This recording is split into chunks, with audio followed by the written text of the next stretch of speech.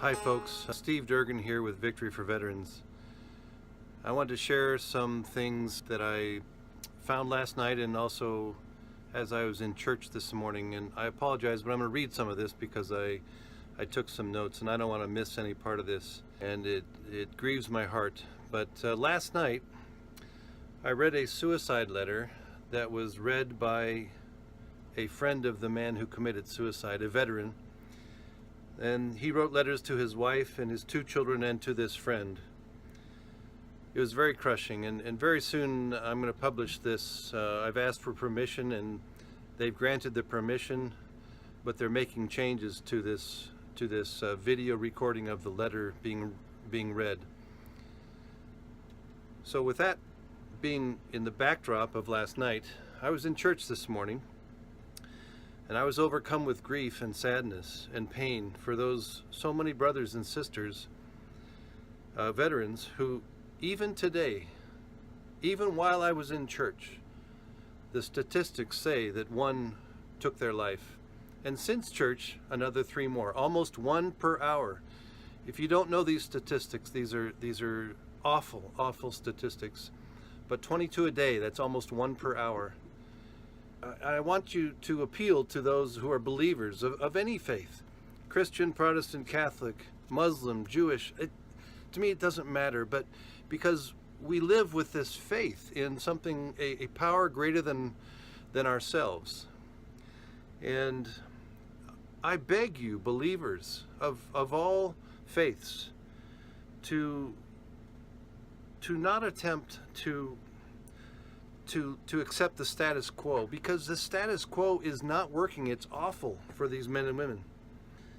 But to take action today and help these men and women.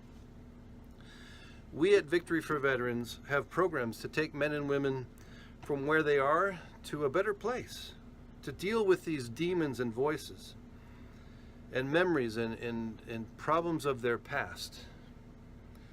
There are ways to solve this. It is not a mystery. We know what is required.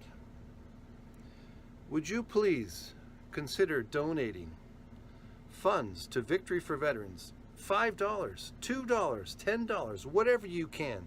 Would you consider making a contribution to help these men and women who sacrifice much for our freedom?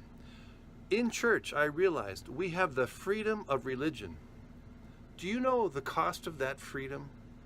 It is so great, and it continues to be great today because these men and women are challenged with what they have gone through. But these men and women purchased our freedom, in many cases with their lives, and in some cases coming back with their lives again, because their demons don't go away. Their voices, the voices of their past, scream at them. And once you see this letter from this veteran who took his life, I pray your heart will open. It is so sad to me. But folks, it's time to give back today. Don't put off another day to help a veteran. You may think $1, $5 doesn't go very far. It does. You know, there are 300 million civilians like myself in this United States of America. You know, if we gave $1 each, folks, that's $300 million.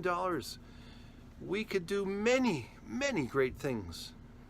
And I've published many things about what we're doing, about educational programs, employment programs, health-related programs. Folks, you know, employment is 20% of suicides are caused because of employment and lack thereof. There's a greater percentage that are taking their life because of health issues and housing. Folks, we need your help. They need your help. This money doesn't go to me. I founded and run this organization, as does a board of directors of 9 different men and women. They don't take money from this. This goes to these programs and it goes to these veterans. You can find out more at victoryforveterans.org/donate. Please consider helping, folks. Thank you very much.